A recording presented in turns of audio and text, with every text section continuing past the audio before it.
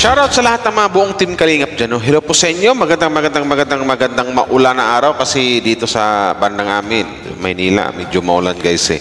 So ingat po ang lahat naman. Shoutout po sa lahat ng buong team Kalingap. Mapa-Joy Natex, syempre shoutout po. HC, Jumcar, sa lahat ng mga Mikris, sa lahat ng buong team Kalingap. Hello po sa inyo. Shoutout po at your service, Wow Life TV.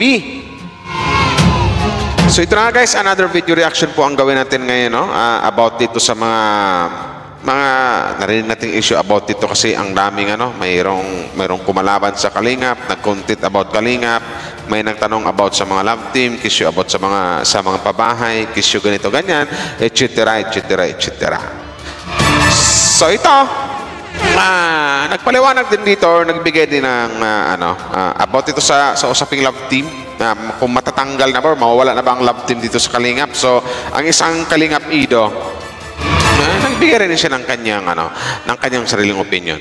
Pero bago tayo magsimula guys, suportahan po natin. Please do support and subscribe sa lahat ng buong team Kalingap sa panguna po ni Kuya Val Santos Matubang, Kalingap Rap, Batid na Vlogs. Siyempre, huwag niyo rin kalimutan ang lahat ng mga Kalingap charity vloggers kasi talagang araw-araw yun sila nag-i-scout sa lahat ng mga Kalingap reactors.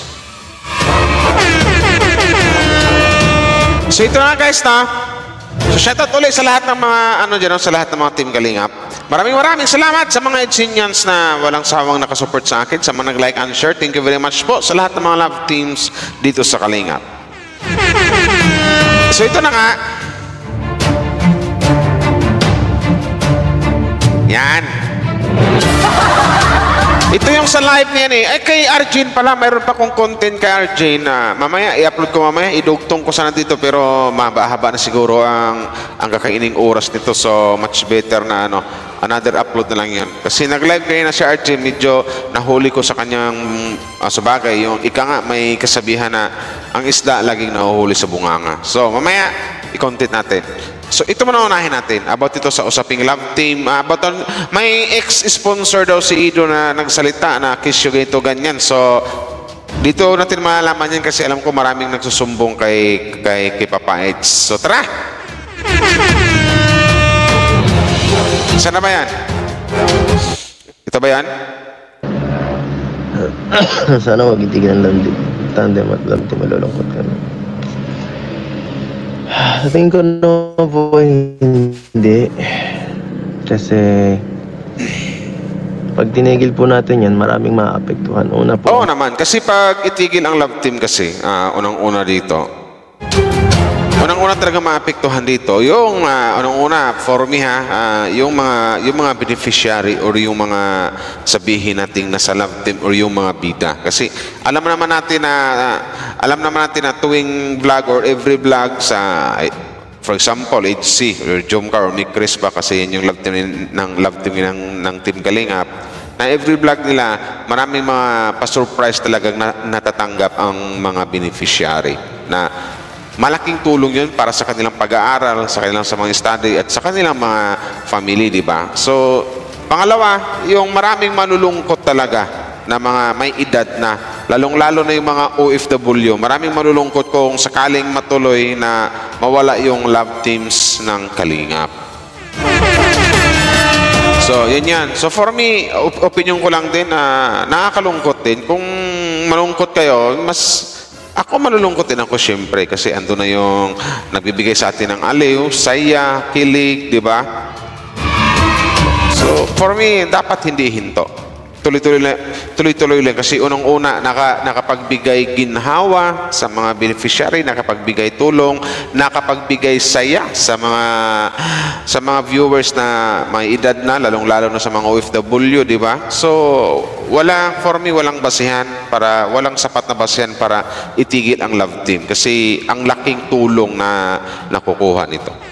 Or malaking tulong ang naibibigay nito.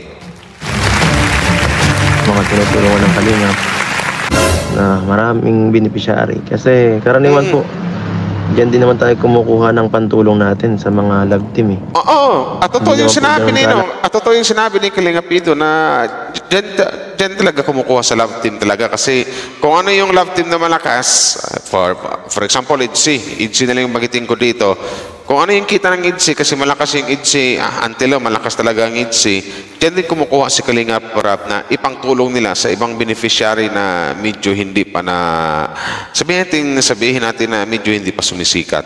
At pinantulong sa iba doon sa mga taong tinutulungan nila. So malaking tulong talaga ang Love Team. Nakasan yung mga vlog natin. For me naman siguro, wala namang rason para itigil kasi unang-una, wala namang ginawang sabihin natin na malaswa. Hindi naman masabi natin malaswa or not for na pang adult lang. Wala namang ganon, di ba? Kumbaga, kung manood ka ng Love Team ni Kalingap Rap, ando na yung sasaya ka, kikiligin ka. Yun lang kasi mga banat nila. Kasi daw kung ikaw mag-usap lang yung dalawang Love Team na... Kasi ito kasi ang puhunan ng ito mga Love Team na to sa Love Team ng Kalingap. Ang swerte lang dito kasi tawag dito.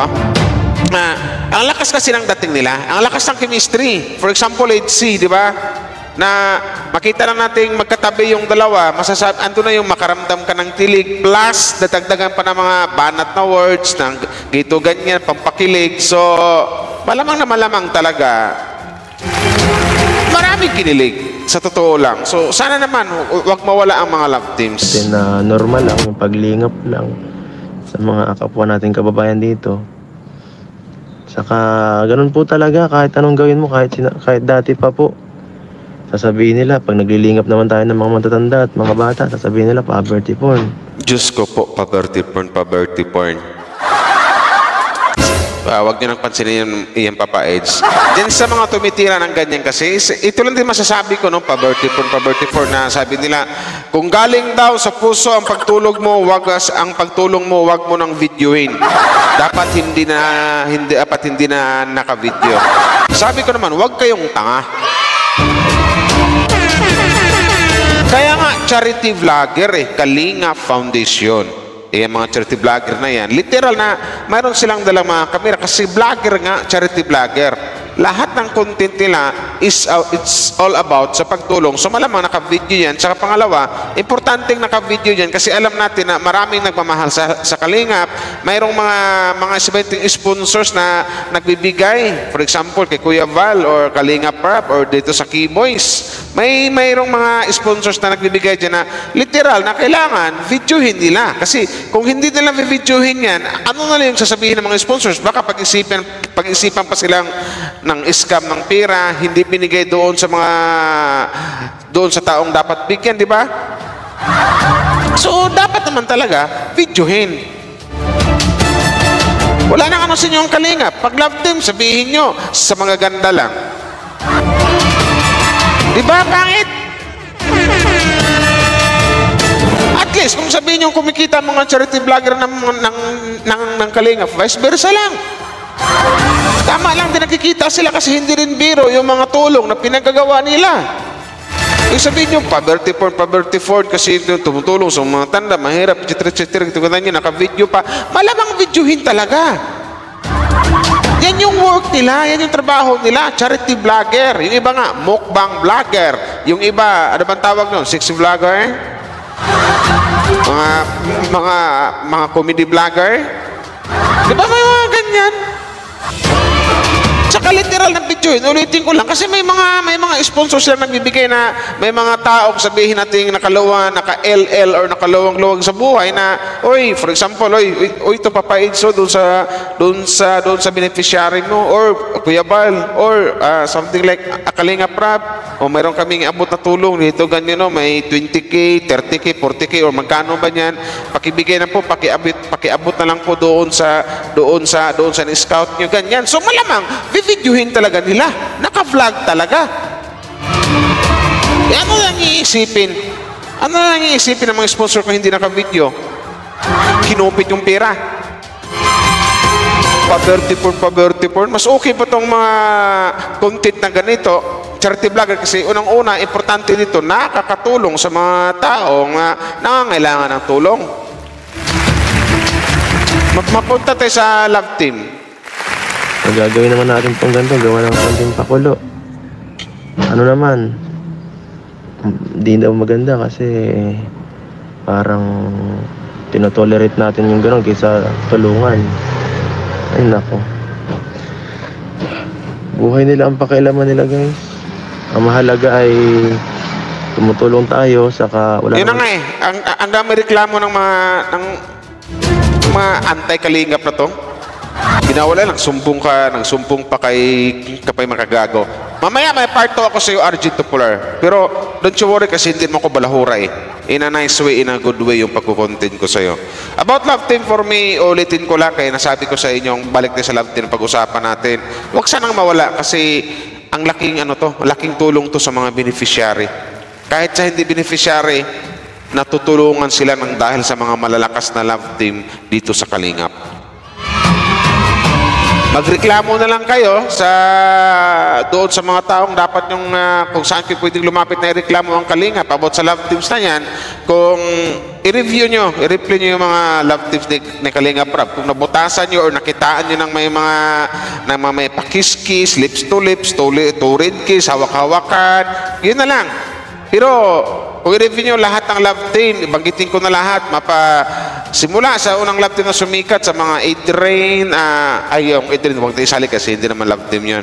Isa Rachel, Edrica, ano pa ba? Mikris, Rachel, Edsy, Jumcar, ano pa mga Love Team? Wala kayong makikita doon na masasabi nyo na hindi kaya-aya or bawal sa bata. Pampakilig lang lahat. Ginawa ang Love Team na yan for good vibes. Yun.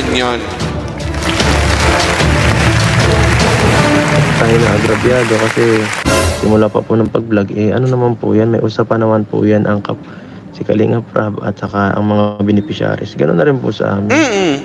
Sa ating mga tinutulungan.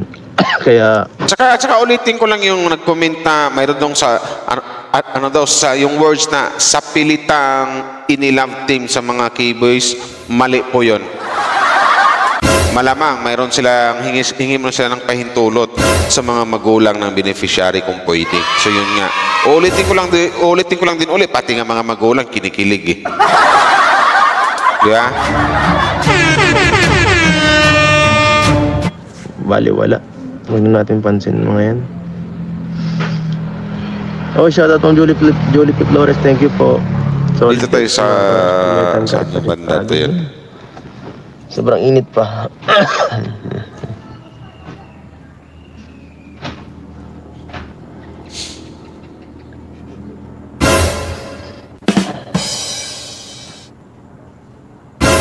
Manahimik sa fights.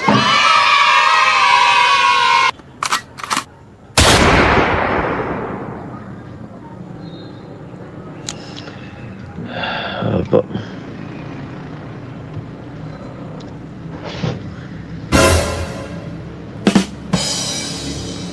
Ex-Beninig, sumbong kay Makagago. Yan, content developer. Ay, wag na pong pansinin yan. Kahit XBD daw, nagsumbong daw kay Makagago. Alam natin kung sino yan. Bahala na lang sila. Hindi na dapat nireaksyonan yun. Okay, mamilit yan. Shoutout po. Opo, yung mga taong walang magawa at gumagawa ng mga ganyan, karaniwan yun yung mga kawawa din eh. Oh, narinig mo yun ano? Ay, hindi na ako magbanggit ng pangalan. Malungkot ang buhay ng mga yan. Oh, malungkot daw ang buhay ng mga yan, sinasabi ko. Sinasabi ko sa'yo eh! Huwag ka kasi sumbong ng sumbong. Naghahanap ng saya sa sa makikitang bumabagsak yung iba. Nakakalungkot, no?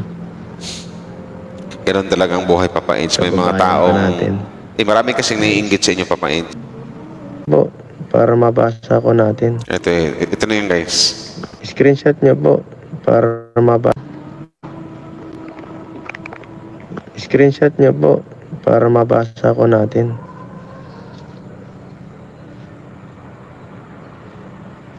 Wala daw utang ng loob. Grabe naman po. Kung totoo po yan, ay grabe naman. Kung magbibilang tayo ng tulong ay ibig sabihin hindi at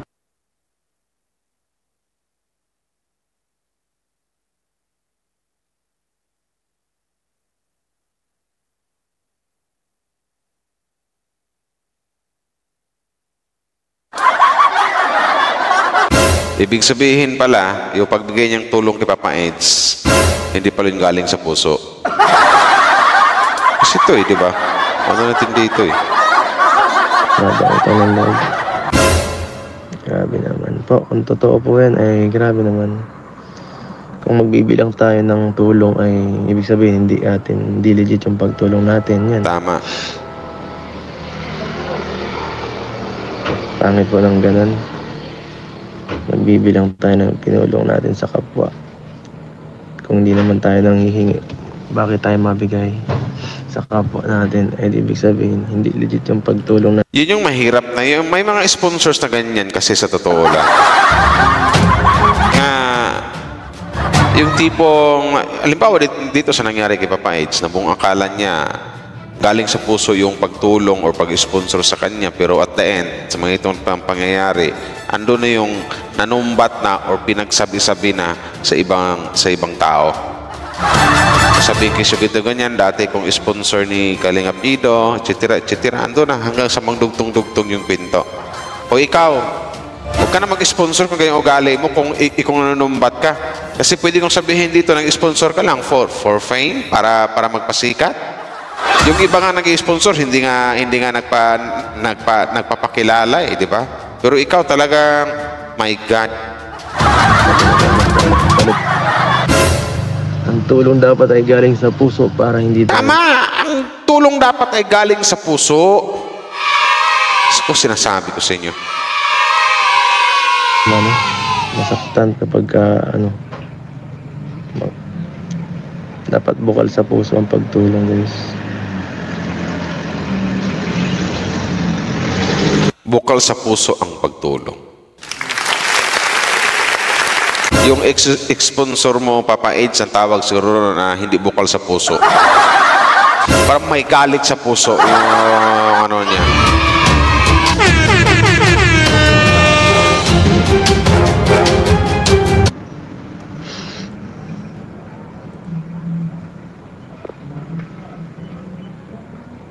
Sino kaya yun? Ayun ba yung si letter J yung una? Yung first letter ng name niya. Yun yun. Dating ex-sponsor daw ni Papa Eds. Ayun pala yung Papa Eds. Sana all nanunumbat.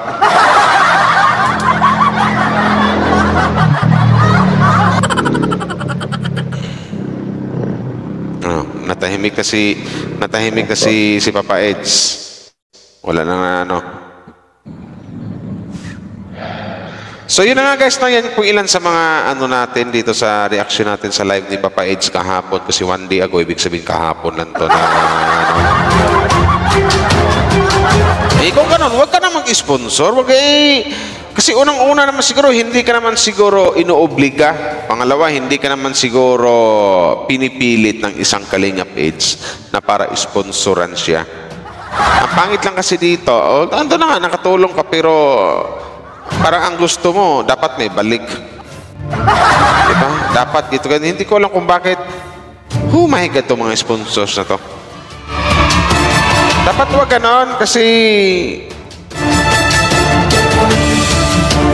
ang pangit lang kasi dito, nalalaman pa ng mga fans na ganito, ganyan, ikaw din, sa bagay, ang mga kalaban mo dito, yung mga Kalingap fans, lalo na yung mga Edsinians na dati kang sponsor ni Eds, tapos ganito, ganyan.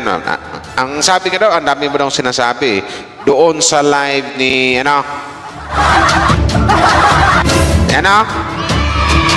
yung muntik naman, yan, may doon daw. So, ipa-SS nyo na lang. Kung may SS kayo, pasa nyo rin sa akin para mabanggit natin yung kanyang name. Kasi ngayon, hindi mo na ako nababanggit kasi wala pa kong hawak Pero ang alam ko, mayroon daw ex-sponsor si Papa Eds na marami ka daw sinasabi. So, yun yan. Well, I don't know. Basta, malay nyo, mayroong mag-send sa akin. So guys, hindi ko na pabahin to guys. Hanggang dito na lang siguro. Maraming salamat sa mga nag-like and share. Sana, love team, matuloy-tuloy ang love team kasi unang-una, maraming natutulungan yan. Pa-birthday porn ni kayong sabi nilang pangalawang issue nila sa Kalingap.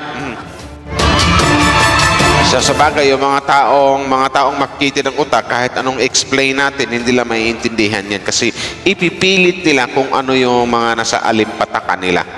So, yun lang yun. Basta for me, Kalingap, malinis at walang ginagawang hindi ka nice. Pagtulong lang ang Kalingap Foundation. Hanggang dito na lang. Maraming salamat po sa inyo. Maraming salamat sa mga nag-like and share.